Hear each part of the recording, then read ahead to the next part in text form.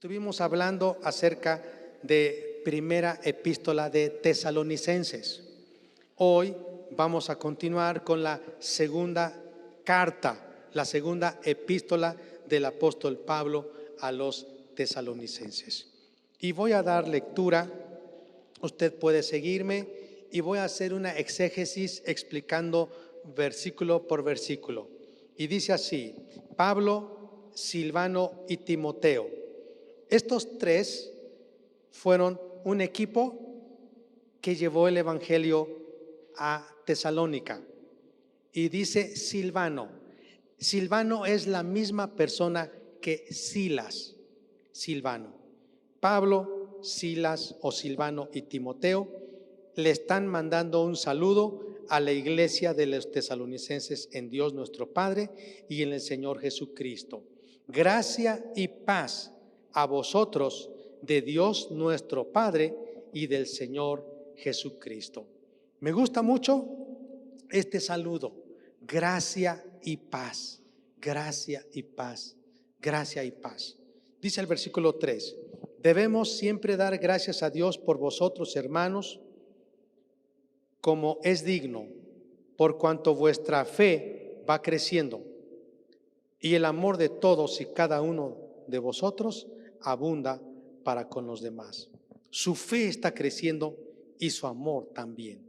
Versículo 4: tanto que nosotros mismos nos gloriamos de vosotros en las iglesias de Dios por vuestra paciencia y fe en todas vuestras persecuciones y tribulaciones que soportáis.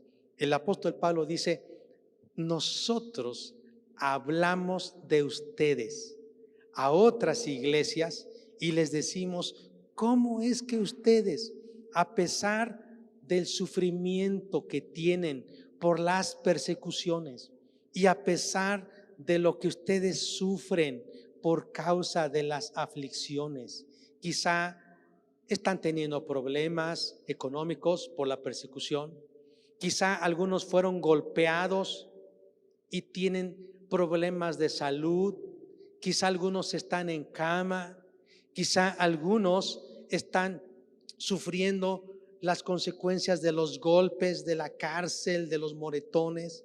Pero dice Pablo: yo hablo a otras iglesias de ustedes y lo hago con gozo, me glorío y digo: es una iglesia hermosa, porque es una iglesia que su fe está creciendo, no dudan, su amor abunda, se aman más entre ellos.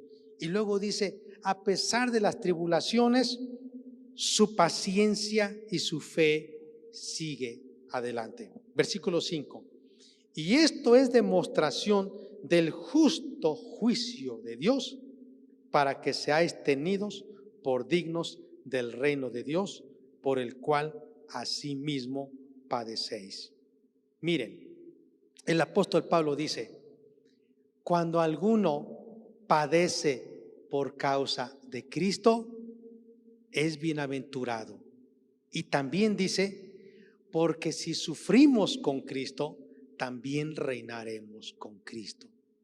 Y si alguien está sufriendo por causa de Cristo, las personas que causaron ese dolor van a sufrir. Y por eso dice Pablo: este es motivo del justo juicio de Dios.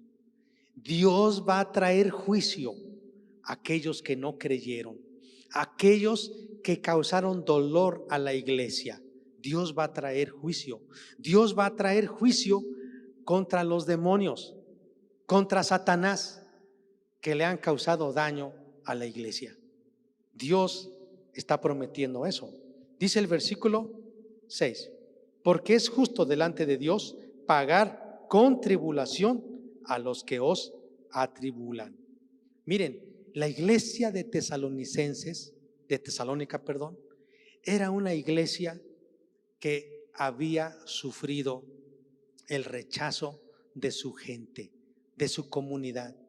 Sufrieron cárceles, sufrieron el que los apedrearan, sufrieron el que les dieran latigazos. Quizá algunos los corrieron de su trabajo, quizá algunos hasta los mataron por causa de Cristo. Pero a pesar de ello, dice la Biblia, aunque ellos estaban con dolores, quizá en cama, ellos seguían adelante. Y Dios dice, aquellos que los atribularon van a sufrir ahora tribulación, pero esa tribulación va a ser por toda la eternidad. Así que, amados, la tribulación que nosotros tenemos es corta, es pasajera, es pequeña comparada con la tribulación que muchos tendrán sin Cristo por la eternidad. Así que si sufrimos, amados, es por un poco de tiempo nada más. Versículo 7. Y a vosotros que sois atribulados, Dios le va a dar reposo con nosotros, cuando se manifieste el Señor Jesús desde el cielo con los ángeles de su poder. Amados, quiero decirles, sí, es cierto, estamos en este mundo donde hay dolor, donde hay aflicción, donde hay enfermedad, donde hay miseria, donde se escuchan de guerras, de hambre, situaciones terribles. He escuchado gente que dice, ¿a qué vine a este mundo? ¿Será que vine a este mundo a sufrir? No, hay sufrimiento, pero el propósito no es que usted vino a este mundo a sufrir. El mundo también está sufriendo, la creación misma está sufriendo, gime. Estaba leyendo las noticias que este año será el año de más huracanes de todos los años pasados, más huracanes. También estaba yo leyendo que este año será el año de más calor que años pasados. También estaba yo escuchando que este año es un año increíble de muchos incendios, mucha calor, muchos incendios. Y escuche bien, leí las noticias que están diciendo que van a subir los precios de los alimentos cada vez más. Si subió hasta ahora, la semana pasada dicen en el mundo un porcentaje muy alto, el costo de la comida va a seguir. Y esto está en la Biblia, que habrá más calor, que habrá más cataclismos en el mundo, que el costo del trigo, de la cebada, va a aumentar, que habrá más guerras, habrá más hambre. Entonces, hermanos, más tribulación, más aflicción. Pero la Biblia dice que estas aflicciones serán un día quitadas. Dios nos dará reposo. Amén. Así que si usted se siente enfermo, si usted tiene una aflicción, alguna tribulación, crea lo que Dios dice. Es pasajero. Dios le dará a usted reposo, y un reposo por toda la eternidad. Y para eso entonces dice, Jesús vendrá. Cuando se manifieste el Señor Jesús desde el cielo para darles reposo, vendrá con los ángeles de su poder, verso 8, en llama de fuego, y también para dar retribución a los que no conocieron a Dios ni obedecen al evangelio de nuestro Señor Jesucristo, los cuales sufrirán pena de eterna perdición, excluidos de la presencia del Señor y de la gloria de su poder. Jesucristo va a venir para quitar de nosotros la aflicción. Nos va a llevar con Él al cielo. Pero también vendrá para dar retribución a aquellos que no creyeron en Él. Dice el versículo 10, cuando venga en aquel día, Y cuando dice día, no se refiere que nada más vendrá un día, sino Él está diciendo que Él va en una fecha próxima a derramar su ira y hacer juicio. Dice, un día vendrá para ser glorificado en sus santos, para ser admirado en todos los que creyeron, por cuanto nuestro testimonio ha sido creído entre nosotros.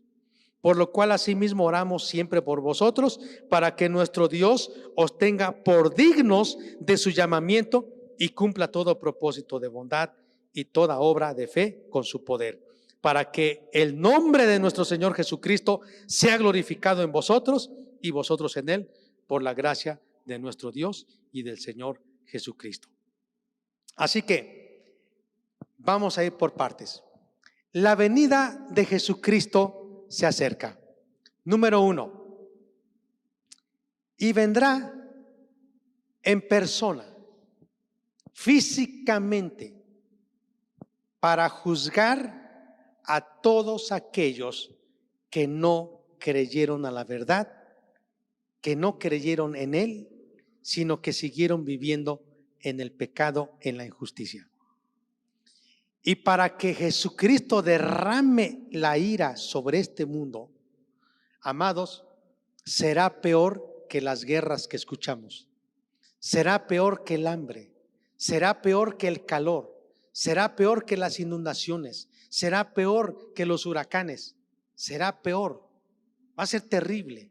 La Biblia dice en Apocalipsis que habrá plagas, pestes, terremotos, catástrofes terribles sobre el mundo, y muchos querrán morir, pero no podrán. La muerte se irá de ellos. Van a sufrir plagas.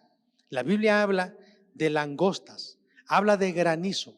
Fíjese, Jesús vendrá para sacarnos de esta tierra y quitarnos de la aflicción. La Biblia dice que las aflicciones del tiempo presente no se comparan, amados, con la gloria que tendremos un día en el cielo. Amén. Si usted está pensando, estoy sufriendo, ay, sufro mucho, créame, no. Porque lo que va a venir sobre este mundo será terrible.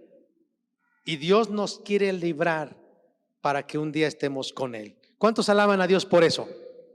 ¿Sí? Vamos, capítulo 2. Dice el versículo 1, pero con respecto a la venida de nuestro Señor Jesucristo y nuestra reunión con Él, dice, repita conmigo, con respecto a la venida de nuestro Señor Jesucristo y nuestra reunión con Él. Es decir, Jesucristo viene por su iglesia y nosotros vamos a ser levantados y nos vamos a encontrar con Él en las nubes. Dice, les rogamos, hermanos, respecto a eso, que no se dejen mover fácilmente de vuestro modo de pensar, ni os conturbéis, ni por espíritu, algún demonio, algún espíritu, ni por palabra, ni por carta, como si fuera nuestra, en el sentido de que el día del Señor está cerca. Nadie os engañe en ninguna manera. Quiero decirles, la segunda venida de Cristo también implica que antes de que Él venga, habrá engaño. Ya dijimos, cuando Él venga, vendrá a juzgar a los malos, a los que no quieren, que rechazan la verdad. Pero para eso tenemos que salir de este mundo. Y dice el capítulo 2, número 3, el punto número 3. Debemos de tener cuidado del engaño, porque hoy en día mucha gente está siendo engañada. Y una forma del engaño es que la gente le fascinan las cosas sobrenaturales. tuve un sueño, dice, y en el sueño vi esto, y seguían por los sueños. Amados, no se guíen por los sueños. Yo quiero decirle algo. Un sueño que usted tenga, si es de Dios, escúcheme bien cómo funciona. Cuando usted tiene un sueño que es de Dios, es un sueño que va a confirmar después lo que Dios ya le ha dicho antes. No es que Dios le va a hablar por un sueño por primera vez. Los sueños de Dios van a confirmar lo que Dios ya le dijo. Para eso sirven los sueños, para confirmar. Miren, versículo 3: nadie os engañe en ninguna manera, porque no vendrá sin que antes venga la apostasía y se manifieste el hombre de pecado, el hijo de perdición. Escúcheme bien, la venida de Cristo se cumplirá cuando ocurra la apostasía. ¿Y sabe qué es apostasía? Es abandonar la fe. Quiere decir que de toda la iglesia en el mundo, la iglesia de Cristo, algunos van a rechazar a Cristo, lo van a negar, van a renunciar la fe, se van a regresar atrás, van a decir no, ya no. Y yo le voy a decir, hay dos tipos de apostasía. Hay apostasía doctrinal y hay apostasía conductual, de su conducta. Y mucha gente, sí es cierto, que está abandonando la fe por su forma de vivir. Dice, no, yo sí creo en Dios, pero a mí me gusta vivir en el lodo cenagoso del pecado. Ahí me gusta. Bueno, esa es apostasía en su conducta. Así quieren vivir. Dice la Biblia, un día cantaron a Dios, un día levantaron sus manos, pero tuvieron en poco el sacrificio de Cristo. Y dice la Biblia en Hebreos, ya no habrá más sacrificio por sus pecados, sino una horrenda condenación le espera. Entonces, aquellos que un día conocieron a Cristo, que un día leyeron la Biblia, que adoraron, que cantaron, pero que decidieron abandonar la fe, les espera el juicio. Eso es apostasía de su conducta. Pero hay otra apostasía y es muy sutil, doctrinal. Ahora, para cambiar la conducta hay que cambiar la doctrina. Y para cambiar la doctrina hay que cambiar la Biblia. Entonces deben tener cuidado, amados. Siguiente, dice, no vendrá antes sin que venga la apostasía y se manifieste el hombre de pecado. El hombre de pecado se refiere a un personaje que es muy conocido en el mundo con el nombre de anticristo. ¿Han escuchado de eso, verdad? Anticristo. ¿Por qué? Porque se opone a todo lo que se llama Dios, dice el verso 4. Y eso a todo lo que es objeto de culto para Dios, que se sienta en el templo de Dios como Dios, haciéndose pasar por Dios. Este hombre, amados, se va a levantar en este mundo como un hombre muy bien preparado, como si fuera Cristo, pero se conoce como el anticristo. Y vamos a ver algunas características de él. Dice el verso 5, ¿no os acordáis que cuando yo estaba todavía con vosotros os decía esto? Y ahora vosotros sabéis lo que lo detiene. ¿Qué lo detiene? Lo detiene. A ver, repita conmigo, lo detiene. Dice, vosotros sabéis lo que lo detiene, a fin de que a su debido tiempo se manifieste. Porque ya está en acción el misterio de la iniquidad. Solo que hay quien al presente lo detiene. Repita conmigo, quien lo detiene. Repita, lo detiene. Quien lo detiene. Son dos frases diferentes. Lo detiene. Le voy a decir, ¿qué es lo que lo detiene a este hombre para que no se manifieste? Lo que lo detiene es la iglesia. Mientras la iglesia de Cristo Jesús esté en esta tierra, ¿qué creen? El anticristo no podrá levantarse, no lo podrán elegir para gobernar este mundo. Ya está, dice, pero no podrán nombrarlo todavía, porque lo detiene la iglesia. Lo detiene, ¿qué lo detiene? Versículo 6. Y vosotros sabéis lo que lo detiene. ¿Qué lo detiene? Pregunta, ¿qué lo detiene? La iglesia. Verso 7. Porque ya está en acción el misterio de la iniquidad, sino que hay quien al presente lo detiene. ¿Quién lo detiene? El Espíritu Santo. Pregunta número 1. ¿Qué lo detiene? La iglesia. Pregunta número 2. ¿Quién lo detiene? El Espíritu Santo. Así que, mientras la iglesia está en la tierra y el Espíritu Santo esté en la iglesia, el anticristo no podrá manifestarse. Cuando la iglesia sea levantada, entonces el anticristo se va a manifestar. Ahora, ¿qué quiere decir esto? Conforme lo que vemos en la Biblia, nosotros no vamos a vivir en el gobierno del anticristo. 3 cosas van a ocurrir para que este hombre gobierne el mundo. Un sistema económico mundial tiene que implantarse. Otra, un sistema político.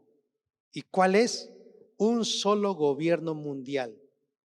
Tercer sistema, religioso.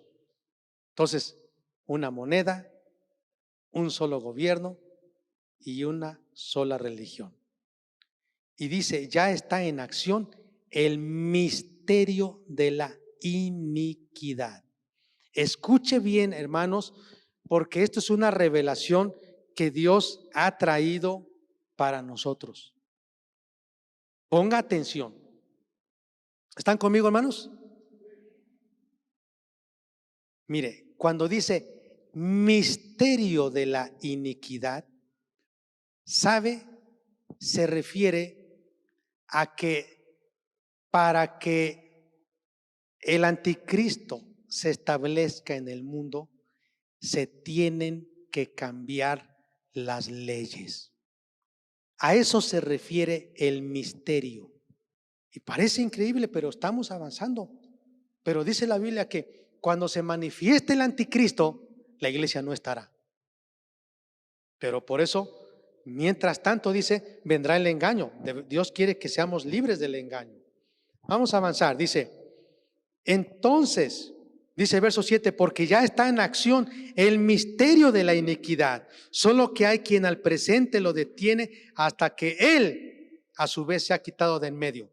¿Quién va a ser quitado? El Espíritu Santo. Entonces dice, se manifestará aquel inicuo, el hijo de perdición, el hombre de pecado, a quien el Señor matará con el espíritu de su boca y destruirá con el resplandor de su venida. Inicuo, cuyo advenimiento es por obra de Satanás, con gran poder y señales y prodigios mentirosos. Amados, este hombre hará muchos milagros. Muchos milagros. Por eso mucha gente se va a dejar o va a ser engañada. Hermanos, no todo lo que usted vea de milagros son de Dios. Dice la Biblia que hay milagros mentirosos. Dice, con gran poder y señales y prodigios mentirosos y con todo engaño de iniquidad para los que se pierden. Así vendrá, dice, con todo engaño de iniquidad. ¿Qué le van a decir? No, no es malo, no, no es malo. Ahora, más adelante dice, por esto, dice, y con todo engaño de iniquidad para los que se pierden, por cuanto no recibieron el amor de la verdad para ser salvos, por esto Dios les envía, ¿qué dice? Un poder engañoso para que crean la mentira, a fin de que sean condenados todos los que no creyeron a la verdad, sino que se complacieron en la injusticia. Amados, las personas que definitivamente dicen, no, yo no creo, no, yo no quiero.